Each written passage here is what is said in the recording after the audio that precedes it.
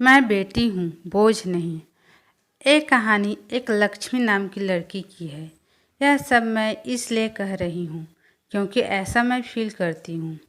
एक लड़की थी, जब उसका जन्म होने वाला था तब उसके दादा दादी और घर के रिश्तेदार जश्न की तैयारी कर रहे थे क्योंकि उन्हें लगता था कि लड़का होगा, पर ऐसा नहीं था, लड़की हुई।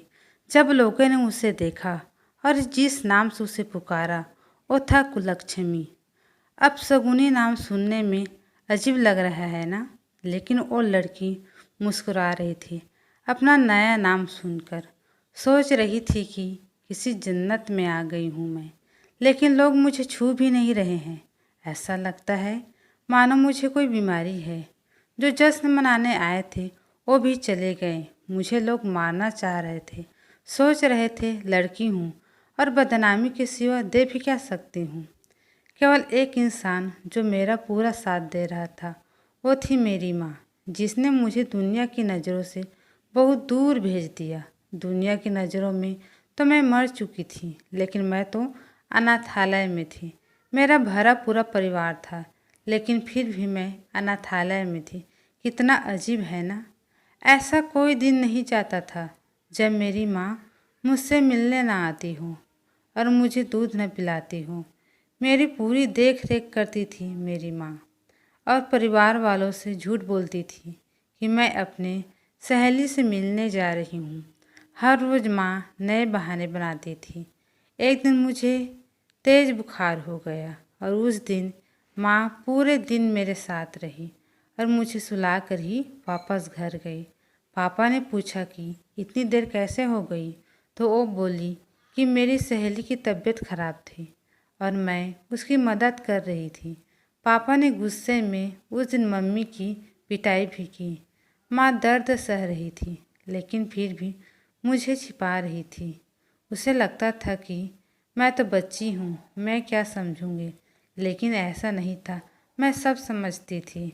मैंने भी सोच लिया कि सब जान कर रहूँगी। मैं मैडम के पास गई और बहुत रिक्वेस्ट करने पर उन्होंने मुझे सब कुछ बता दिया। यह सब सुनकर मुझे बहुत गुस्सा आया। मैंने तभी सोच लिया कि कुछ अलग करके दिखाना है। कुछ बड़ी हुई तो मैं बॉक्सिंग क्लब ज्वाइन कर लिया।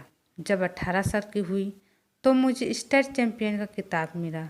2 महीने बाद मेरा एक पाकिस्तान की लड़की से नेशनल मैच था।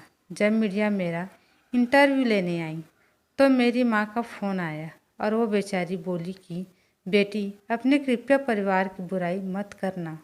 मुझे तो हंसी आ रही थी कि मेरी माँ आज भी अपने परिवार को बचा रही थी। मैं इंटरव्यू दिया और पूरी जनता ने टीवी पर वो इंटरव्यू सुना। शाम को माँ ने बताया कि टीवी देखते हुए पापा बोल रहे थे कि वाह क्या लड़की है, कितना नाम रोशन कर रही है अपने माता पिता और परिवार वालों का। वो लोग तो मुझे छोड़कर चले गए थे, यह कहकर कि मैं कुलक्ष्मी हूँ। आज वो लोग मेरे से मिलना चाहते थे और मेरे साथ फ़ोटो खिंचवाना चाहते थे, लेकिन आज भी वो मेरी पहचान से अनजान थे कि मैं कौन हूँ।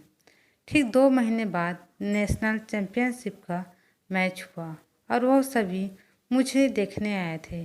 बहुत सारे लोग मैच देखने आए थे और सभी बोल रहे थे यू कैन डू इट, लेकिन मेरी नज़रें उस भीड़ में अपने परिवार को तलाश रही थी। दूर भीड़ में मुझे मेरा परिवार नजर आया।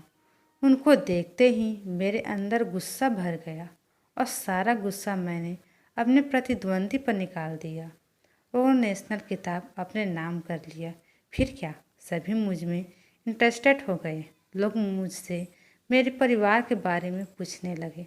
बहुत मजबूर होकर मैंने बताया कि मैं वो लड़की हूँ जिसे 20 साल पहले मार दिया गया था, जिसे सबसे पहला नाम कुलक्ष्मी दिया गया था। मेरे पूरे परिवार की आंखें नम हो चुकी थी। तभी दूर भीड़ में से भागकर कोई मेरे पास आया और मुझे बेटी कहकर पुकारा।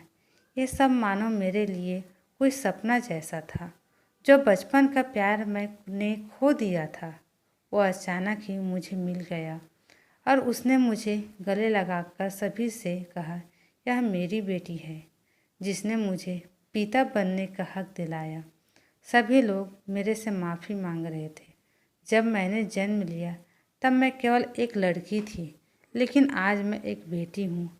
अब मैं अपने आंगन की तुलसी बन चुकी हूँ, अपने घर की मुस्कान बन चुकी हूँ, मैं बेटी बन चुकी हूँ। यह कहानी थी मुझको लक्ष्मी की, जिसने मुझे अपने घर की लक्ष्मी बनाया। और मेरी माँ इस कहानी की सबसे महत्वपूर्ण पात्र थी। होती नहीं बेटियाँ हर किसी के जहाँ में, जहाँ ना सोचा हो पहुँच जाती है उस राह में। जिसने उन्हें पैदा होते ही मार दिया हो, समझो उसने अपनी बदल रही किस्मत को ठुकरा दिया। दोस्तों, बिल्कुल सही बात कही है रचना जी ने कि बेटी हूँ, बोझ नहीं। आज के समाज में सभी लोगों को इस हकीकत को अपनाना होगा, तभी महिला सशक्तिकरण का सपना पूरा होगा। आशा करती हूँ दोस्तों ये कहानी आप लोगों को पसंद आई होगी। पसंद आई है तो लाइक, शेयर, कमेंट और सब्सक्राइब ज़रूर कीजिए। धन्यवाद।